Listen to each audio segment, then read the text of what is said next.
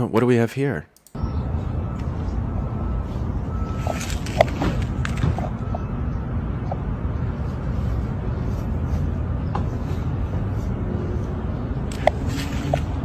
Is she just tossing it in that dude's trash can? Oh, smell. Oh no, she picked it up with her mask.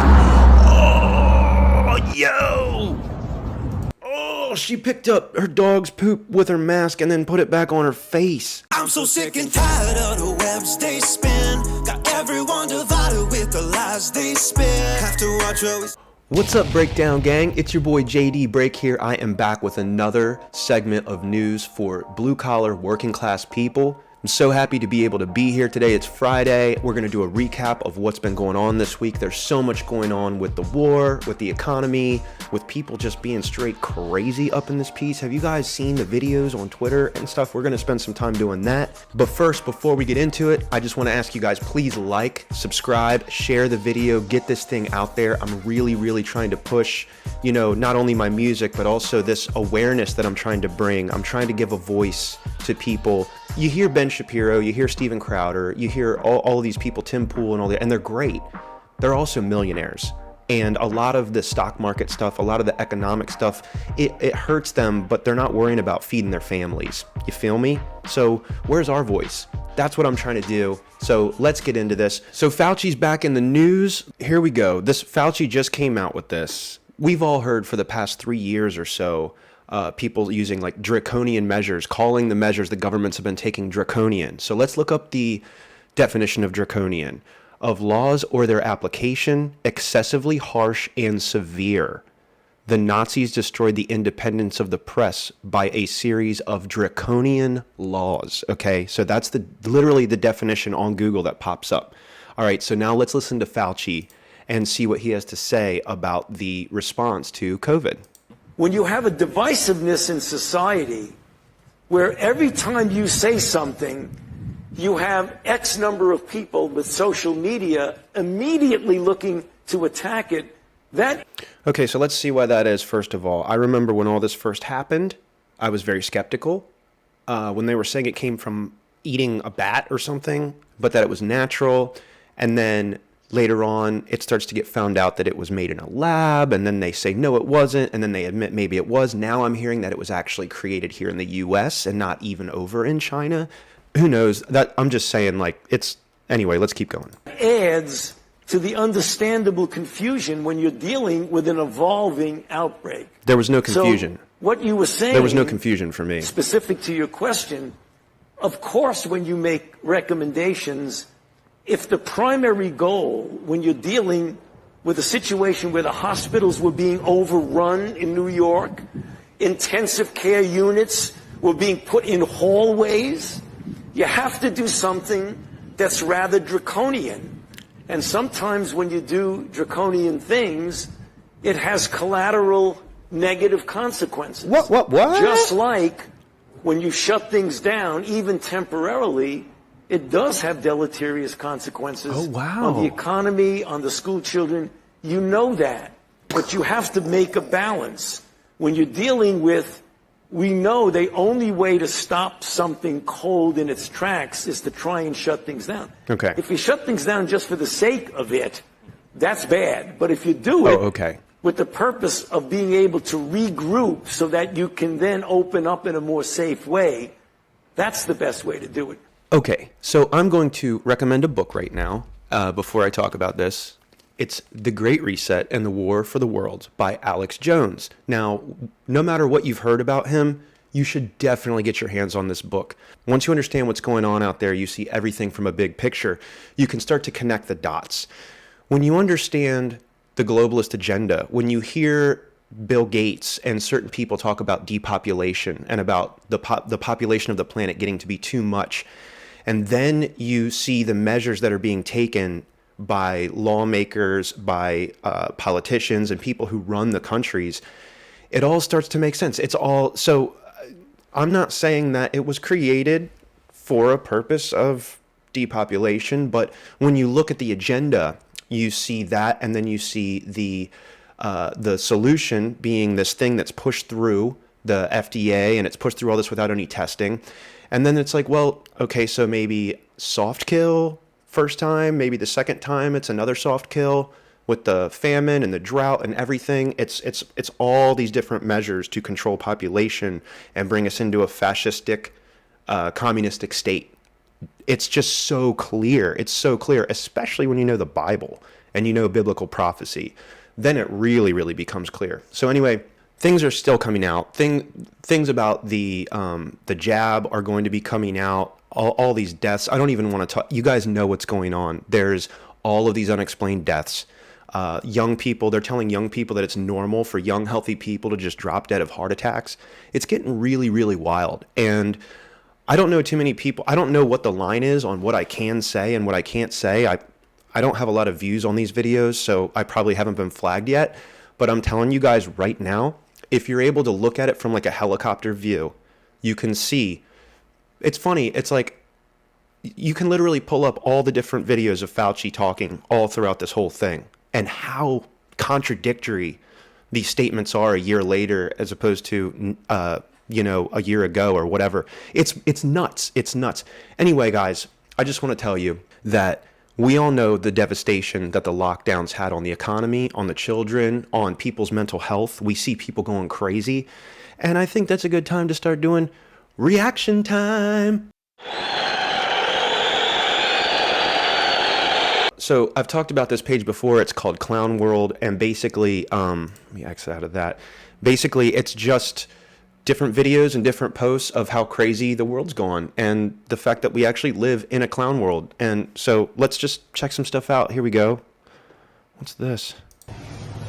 Oh, it's a woman getting held up and a woman just standing there watching.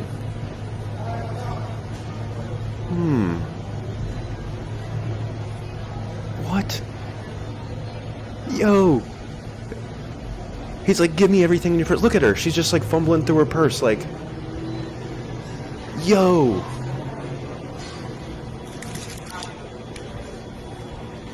Dude. What? All right. Let's keep going here. Oh, look at these kids. That's really genius. I mean, what better way to protect against COVID while playing the flute in band? I mean, that's genius. That's genius. Oh, look at this. The next James Bond will be more in touch with his feelings. Guys, what is up with all this woke stuff in entertainment? It's ridiculous. I don't even want to talk about the new Lord of the Rings. Okay, hold on. What do we have here? Is this, here's a video of Joe Biden. Let's see what's going on.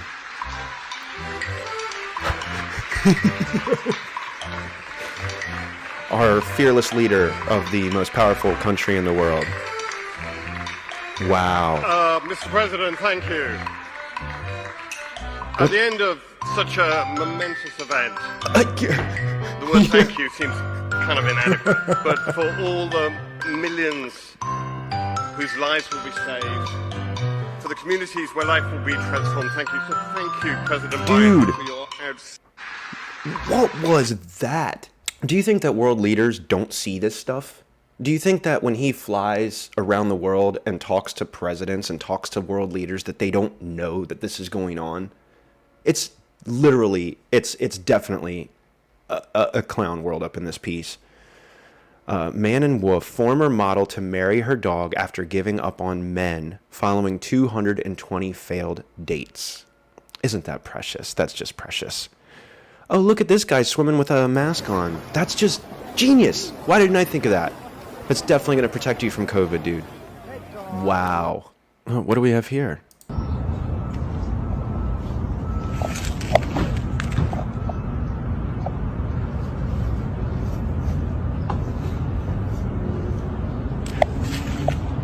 Is she just tossing it in that dude's trash can? Oh, smell. Oh no, she picked it up with her mask. Oh, yo! Oh, she picked up her dog's poop with her mask and then put it back on her face. Oh, look at this. Trees? What do we have here? What do we have here? Day 66, being a girl, and today I'm in nature.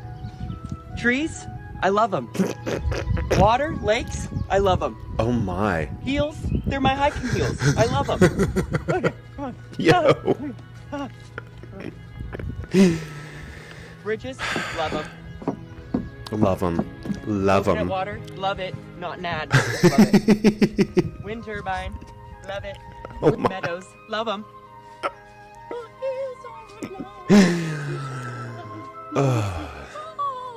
I'm scared of getting Lyme disease.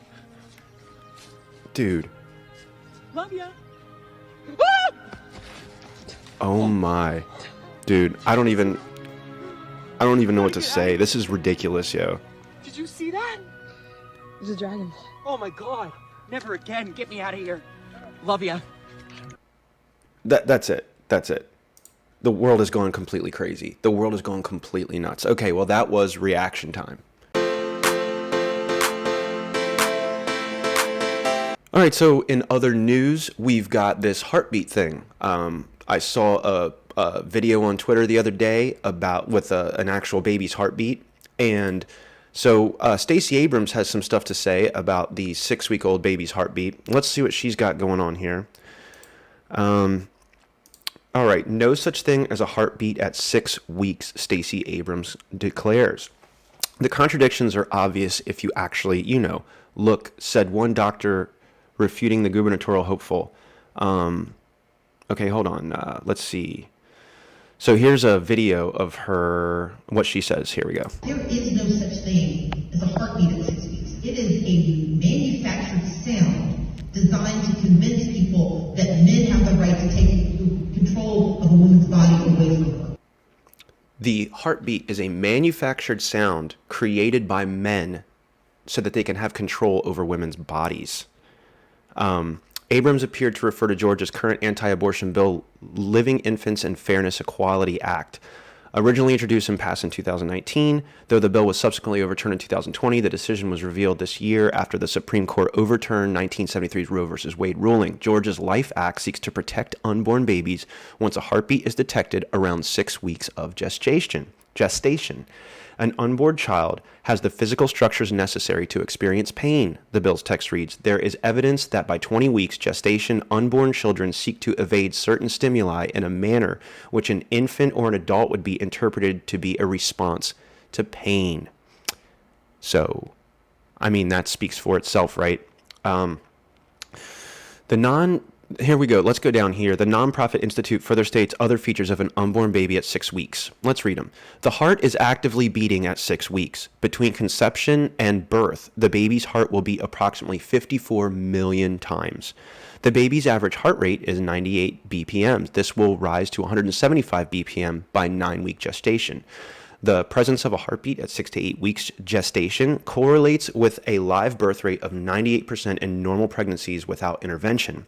The brain has divided into 3 primary sections responsible for sensing and decision-making, moving and tracking objects, and vital body functions. Ears, eyes, and nose start forming at 6 to 8 weeks.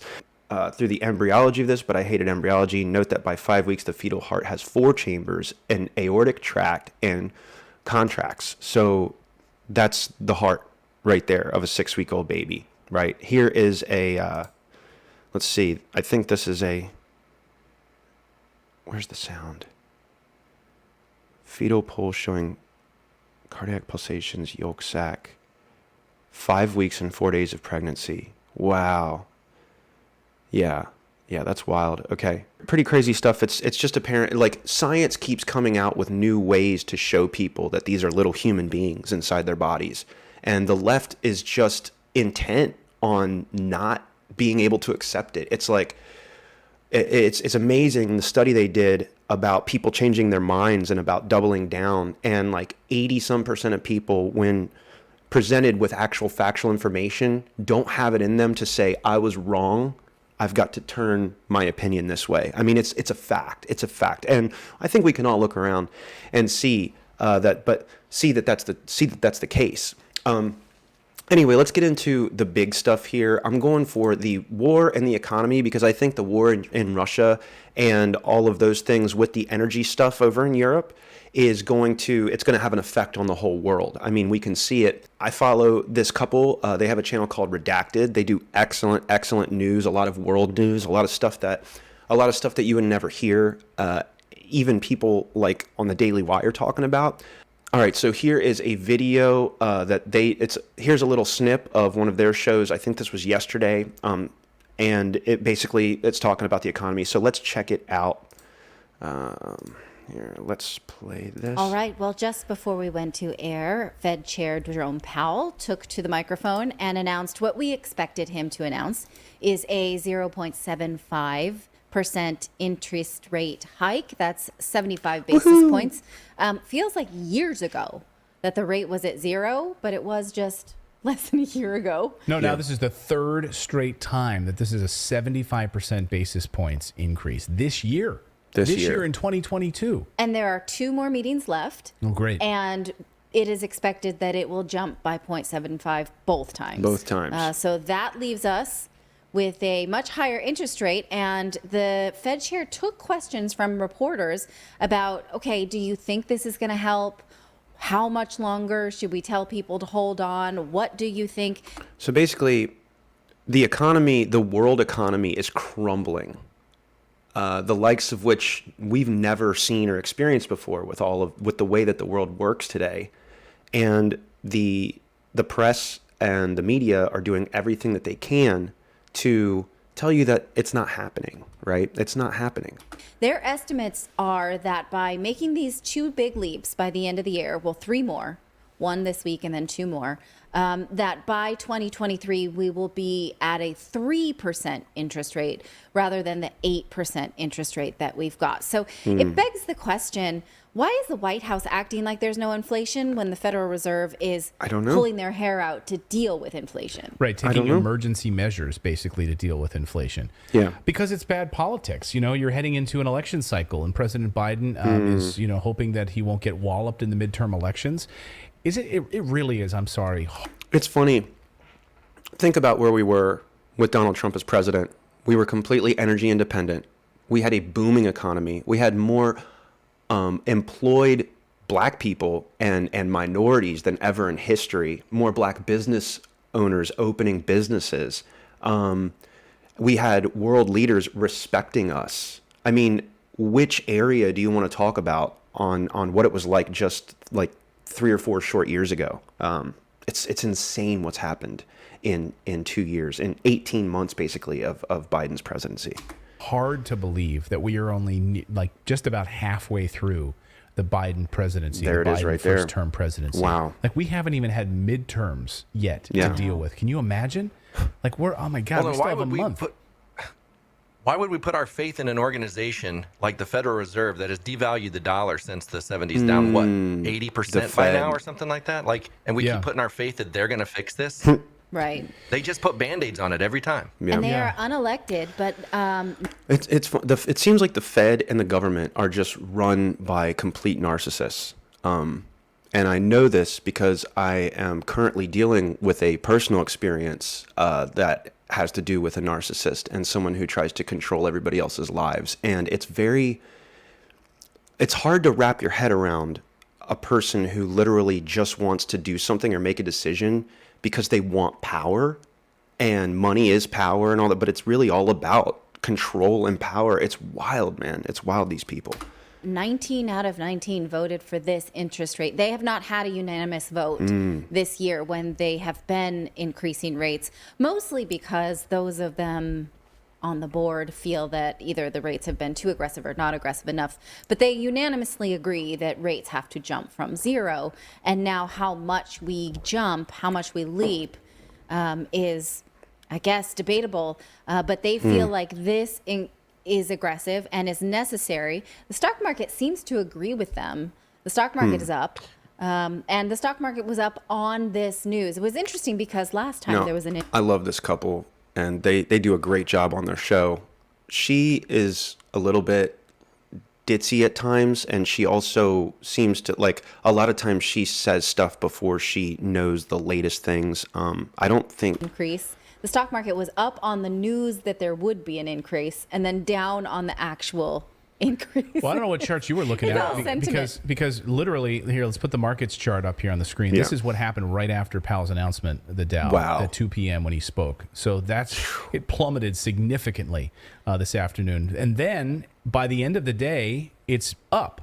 So, everyone in this, they were all watching. The NASDAQ was down, the Dow was down, the S&P was down. They were all down. And it's funny because I pay attention to this stuff and I don't even have any money in the stock market. I don't have anything. I don't have assets. I don't have a home that I own. I don't have anything in the stock market. I just see prices going up and a stranglehold on my finances personally. So I feel like everyone should be paying attention to this. Why aren't you paying attention to this? Temporarily on this news, they were all sort of watching to see, like, is there a hint of positivity in his voice? Like, how is he? This is what they look at. Yeah. Is there a hint of positivity in his voice going forward? Like, we're really hanging on every word of an unelected group of criminals, if you really think about it, right? That print $8 trillion and dump it on top of an economy. Yeah. And of course, a lot of this pain is reflected in the fact that they've pulled back on this extra money going to businesses, right? So you're seeing now, of course, that all of those companies that built new factories, or Peloton, like built their new whatever warehouse. Amazon built extra warehouses. And now I heard that Amazon, during the pandemic, Amazon built a bunch of new warehouses. They thought that this new revolution of everyone getting things at packages and everything like that was going to keep going. The Peloton thing with people exercising at home, they thought it was going to just keep going for some reason. They're having to close those warehouses. Peloton closing down because they had all this extra money that they just invested and bought all this land and built extra warehouses and factories. And guess what? People aren't buying the $3,000 Peloton bike. Well, you don't they say. They announced the Peloton Row today, and I wanted to talk to you about this to see if we need that, because I've been a Peloton user for 5 years. So stop. You're the one. Yeah. All right. So they also cut. I'm real quick. I'm no economist. I am no economist whatsoever. But to me, it makes zero sense that they take our money. Okay, the money that we provide them, and they loan it out to these businesses and banks at 0%. Then they turn around and loan it out to us at up to like 25, 30%. Right. That's exactly what they do. Why don't they reverse that? It's like, if you have bad credit, they max out your interest rates. Why don't they give us the 2%, 1% interest rates and charge those big businesses 30% loans and stuff like that and make them pay back? Because they're the ones that have it. We don't have it. So it's like this whole system is completely like upside down. Yeah, and like flipped I said, upside I'm not down. an economist, but that seems like that would make more sense to me. Well, they're borrowing so much of this money from these large institutions, though, right? They borrow the money from China, but they're also borrowing it from a lot of these like institutions. Yeah. So BlackRock, the Blackstone, government itself is not necessarily getting the money from us at the Federal Reserve level. I want to show you guys something. I want to show you guys something real quick. I'm just going to pull this up here. Let's see, companies that BlackRock owns. Okay, let's just look at these. Together, BlackRock and Vanguard own 18% of Fox, 16% of CBS, 13% of Comcast, which owns NBC, MSNBC, CNBC, and the Sky Media Group, 12% of CNN, 12% of Disney. I believe they own Apple. I don't know where to find it all, but I'm telling you that everything is controlled by like 2 or 3 companies in the whole world. It seems like, at least in the West. Anyway, these big companies and banks, and so in many ways they're borrowing the money, then giving it back to them for free, and then now they're in debt to. I mean, it makes no sense. It's literally madness. Like, if you had to sit down and figure out, like, how in the world are they actually coming up with this money, it's total madness. It makes no sense at all to how you would run your own family. It is. It doesn't make any sense how, looking at history and looking back and being like, why on earth did we go off the gold standard? Why on earth? I mean, I know why. I know why we created the Fed. But it was the beginning of the end, and it's taken this long to get to where it is. And he was not pressed in the press conference on, well, what about spending? What about government spending? Yeah. I didn't hear very many of the reporters they stood up. And I will admit that I was doing math homework with my middle daughter, but I was listening to it, and I was like, somebody press him on government spending, please. And it was, when can the average American expect to have better gas prices? Speaking of government spending, I just heard that Biden just introduced a thing with for $1.5 billion against the fentanyl overdose epidemic. And it's funny because it's like, let's create this problem. Let's literally let the cartels run the border, run human trafficking and drug smuggling up and down the border like it's Walmart, right? Like it's a McDonald's drive-through. And then they create this problem And then he's like, oh, we're going to throw some money at it, and we're going to throw some money, and it's going to be fine. Because they created the problem, and they're trying to throw a little bit of money at it to fit. But, you want to know what the main thing you can do to stop the drug epidemic right now? Shut the border down. Build the wall. Stop people from coming into this country. Stop the drugs. God, the drugs, I think there was a drug bust yesterday where they were able to get like enough, they confiscated enough fentanyl to kill 2.5 billion people. I saw a picture on this, but anyway, I'm going off on a rabbit trail. But these people create the problem, and then they give these BS solutions to fix it. Okay, true. How much longer do you think this will take? It was mostly about spending pattern of Americans, as if that is the problem. It's you and me, right? Yeah. It's not government spending. Right. Well, and I was just going to say, like, what I was trying to point out is, like, none of that money ends up back in our economy is the whole point. Like, the only money that's flowing through the economy is the money that we have. Yeah. And all the money that they're borrowing, they don't put it back in, they hoard it. Yeah, or they don't. I don't know what they're doing with it, because it's not even real money to begin with. Yeah. I mean, it's printed out they're of not thin buying air. up, putting it, backing it with any real currency. Yeah. There's a lot of speculation today. So, I mean, they cut growth estimates also for 2022 and into 2023. This is, of course, a big marker. So, where's the economy going to go? There was a lot of speculation today that they would raise rates by 100%. Wow. 100 basis points. Chief economist Peter Schiff, one of the only people that I trust on this topic, says that even if they did raise it 100 basis points, it wouldn't have mattered because it's too late. He says we are heading for a massive recession. Even if they did, it would not matter. I don't understand why markets are still surprised when you get higher than expected inflation numbers. Inflation is going to continue to get stronger even as the economy gets weaker. And in fact, the Fed actually falls further behind the inflation curve every time it hikes rates, because these rate hikes are too little too late. The Fed needs to make interest rates positive to do anything to bend the curve. They have to get rates above the rate of inflation. And until they do that, they're spitting in the wind. And meanwhile, what really has to happen is we need massive cuts in government spending. And the government is doing the opposite. We had the Inflation Reduction Act. There it is. So we're handing people debit cards that are coming across the border illegally with, and I think I just heard that they're all on a cruise ship right now, the illegals. Well, we have got this massive homeless problem. We've got people struggling day to day, and yet money keeps being taken out of my paycheck to give people that are just walking across the border. The government spending is out of control. The welfare, the social, money that is available to everyone except for me. It's crazy. And I mean, I have to go under a house and work all day and foot the bill. Just like probably most of you do too.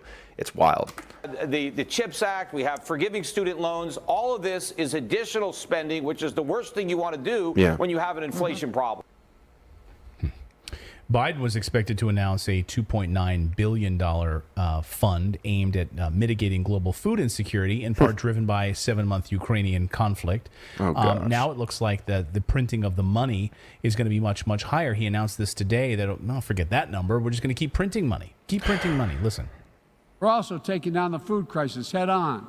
Okay. With as many as 193 million people around the world experience acute food insecurity. You want this to happen. Your handlers, your puppet masters, want these people dead. They want to starve out the lower class. They want the poor people to die. They want everyone to go away. They want to create a society. I forget the number that they want to decrease the population by, but these globalists think that we only need like 900 million people on the whole planet in order to sustain life and keep things green. It's ridiculous. He's standing here telling you that they're trying to fix the food problem when they're obviously doing everything behind the scenes to exacerbate the food problem. A jump of 40 million in a year. Today I'm announcing another $2.9 billion in U.S. support for life-saving humanity. How about we stop worrying about everyone else? How about we... I'm so angry at this. It's so easily fixable. I'm not a politician. I haven't even gone to college, and I could go into the White House right now and fix everything. A lot of people could. Humanitarian and food security assistance for this year alone. And then more coming next year. Yeah. You know, I find that really unconscionable when he's holding money that belonged to the Afghani government while people are starving there. Yeah. Talking about global food insecurity. Here's how we create that. Yeah. Well, we steal your money. We don't care. We care about it a lot all over the planet. Not you, Afghanistan. Mm-hmm. We don't care about your starving. Yeah. We're going to hold your money right here while you starve. Everyone else, though, we care a little bit. I mean, and talk about the hypocrisy of this, too. Like, we created the global food insecurity issue by what you've done with your global reset agenda and voting with these World Economic Forum bozos and putting in all of these ridiculous ESG regulations. Let's go. You know, obviously slammed on regulations for farmers, driven these farmers out of business, and put on these ridiculous sanctions against Russia. Yeah. And so it's a man-made crisis. Yeah. And now you're going to throw billions of dollars at it? Yeah, it's the age-old thing. You create the problem, and then you manufacture the solution, and then people need you. You get people reliant on you. It's the age-old power structure. Anyway, guys, follow them. Look up Redacted on YouTube or Rumble. They're great. All right, we're going to switch gears here. Let's go to what's going on in Russia right now. So first of all, you guys should know that this weekend they're holding a referendum vote. So basically, you guys have to know that this started in 2014. We installed a faux government in Ukraine, and then the faux we literally installed. I've heard a phone conversation about back from like 2013 about this whole thing, about the new government they're going to install in Ukraine. That's going to be like pro-UN and blah blah blah blah blah. And basically, so for 6 years. These people in this portion of Ukraine have been being bombed. They've been being shelled. They're killed all the time, and there's explosions just going off for the past 6 years. These people don't want to be part of Ukraine. They want to be part of Russia. So they're actually holding a vote this weekend about whether or not the citizens want to be part of Russia, and it looks like they're going to do it. And so Ukraine is trying to make it illegal for these people to vote. They're saying you could get up to 5 to 10 years in prison, you could be fined, all this kind of stuff if you go vote, because they know that the vote's going to be, they want to be Russian. They've been wanting, they are Russian. And so anyway, let's check this out here. Nuke alert. Putin prepares for war with U.S., says he's not bluffing. All right, let's check this out. Ladies and gentlemen, Putin has done a partial mobilization of 300,000 troops. Putin has said, the quotes are up on Infowars.com, that he's not bluffing, and he's threatening nuclear war. Yep. The United States and others have pumped $70+ billion of high-tech weapons into Ukraine, and they are beating the Russians. Now, the West started the war 8 years ago, overthrew the elected government there. I said when Putin went in, I said, this is going to be a trap. We told you back in October that by the end of February, Russia was going to invade. And ladies and gentlemen, we are now at war with Russia. There it is. U.S. troops, NATO troops, leading Ukrainian troops are battling the Russians at point-blank range, and they are defeating the Russians. Now, in any doctrine of war and modern warfare, this will respond, this will escalate, this will lead to something. Notice right there where Putin's talking and Alex Jones is talking over him, but Russia and our people, we will certainly use all means at our disposal. That's pretty cut and dry. Something far worse. I want everyone to be aware that all of these things are connected. That's my whole point of doing this. When you basically have two rising factions, it's a lot like World War I. Basically, today you've got the UN and NATO and the Western government with our currency, and now we have the BRICS nations. We have another rising like world group of countries, right? So you've got these two, and you've got these two powers that are fighting for ultimate power in the world, right? You've got BRICS, which is BRICS is Brazil, Russia, India, China, South Africa, and then there's some other countries that want to get added on, and we know UN and NATO and all those countries. And basically, so what we have is a point in time where the whole world is watching, and they're watching how serious the United States is. Even when we had, our last president, when you can take a world leader seriously, like you can watch Putin and you can take him seriously. When you watch videos of Joe Biden getting lost on stage and fumbling his words and saying really ridiculous things that the White House is constantly having to walk back, it's not a good recipe, guys. The world is not taking us seriously anymore. I don't take us seriously anymore. Do you? Do you take us seriously anymore? Comment below.